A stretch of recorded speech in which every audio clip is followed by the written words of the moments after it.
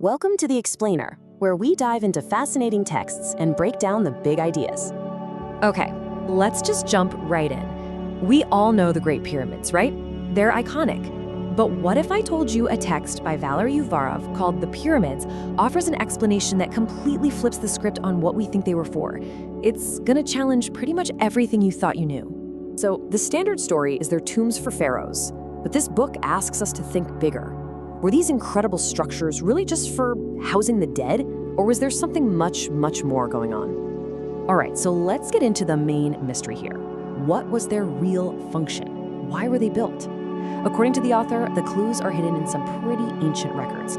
So check this out. There's this ancient text, the West Kar Papyrus, and it says that Pharaoh Cheops spent all his time trying to figure out the secrets of a sanctuary built by the god Thoth.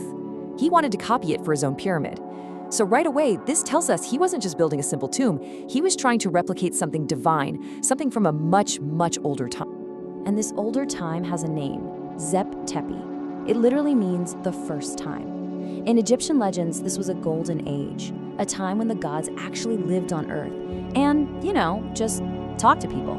The argument here is that the pyramids were a massive project to try and reconnect with that lost age. So here's the big reveal from this section.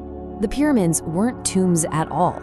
They were, get this, immense deep meditation structures.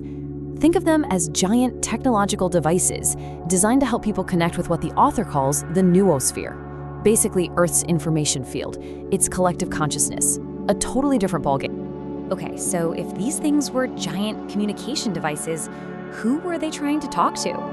Well, according to this text, the Egyptians were the descendants of a much older, lost civilization. And that civilization has a name you'll definitely recognize, Atlantis. The theory goes that the gods from that golden age of Tepi, they weren't supernatural beings. They were the super advanced survivors of Atlantis who made it through a global catastrophe. Now, this is where it gets really interesting. How do we know when this disaster happened? The author points to this artifact, the Dendera Zodiac. It's interpreted not just as a star map, but as a kind of astronomical clock, one that actually recorded the exact date of that world-ending disaster. And that date?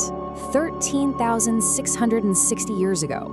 That's the moment the source claims a massive cataclysm hit the planet, wiped out Atlantis, and basically hit the reset button on human civilization. And look, it's not just one source saying this. The author also brings in evidence from other cultures, like this Mayan text, the Toronto Codex. It describes terrible, non-stop earthquakes and how lands were submerged.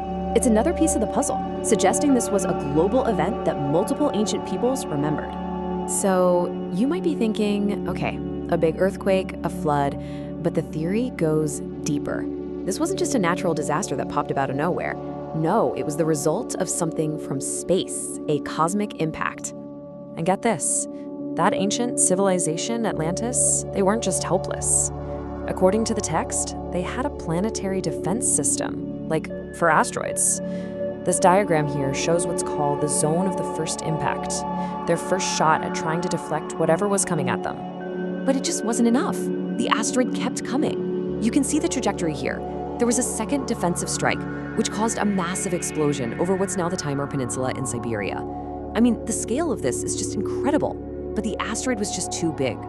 And then, the final blow. The last piece hit the ocean in the region of the Azores, and that, according to the author, was the impact that finally destroyed Atlantis and triggered the massive global flood that we see in so many ancient myths. So why would you even need a planetary defense system this advanced? Well, this is another huge claim in the book. Our solar system is not what it seems. The text claims there's actually a hidden planet sharing Earth's orbit, but always on the other side of the sun, making things, well, a little unstable. Okay, so let's get back to the pyramids. The survivors of this whole disaster, they weren't just building monuments to remember what they lost. They were trying to preserve something absolutely vital. A special kind of science, a science for human evolution. And that science is centered on a concept called synchronization. Now, when you hear that, you might think it's about, tapping into cosmic energies from space or something, but the text argues that's a huge misunderstanding of what it really is. And this is a really important distinction the author makes. There are two paths. The dangerous one is trying to literally synchronize with powerful cosmic forces from above. But the correct path, the one the ancients knew, was about synchronizing with the higher order of nature that's reflected inside humanity. It was an internal process about aligning with our own higher potential, not just sucking in power from the outside. And you can see that idea represented here, in this ancient drawing. The author interprets this as a map of what's called the Kabbalah system. It's showing that flow of energy, not from outer space to a person, but between the above and below within the human system itself. It's all about internal balance and connection. So after all that, a cosmic war, a lost civilization, a secret science, what's the big takeaway here? What does this alternative history of the pyramids really mean for us? Well, the bottom line is this. According to the source, the pyramids are a piece of forgotten technology. They were left behind on purpose as a tool to help humanity reactivate its own inner potential, to evolve our consciousness. They're not just a monument to the past, they're a roadmap to our potential future. And that leaves us with a pretty big question, doesn't it? If a civilization this advanced really existed, with such profound knowledge, what other incredible secrets might still be hidden all around us, just waiting in plain sight?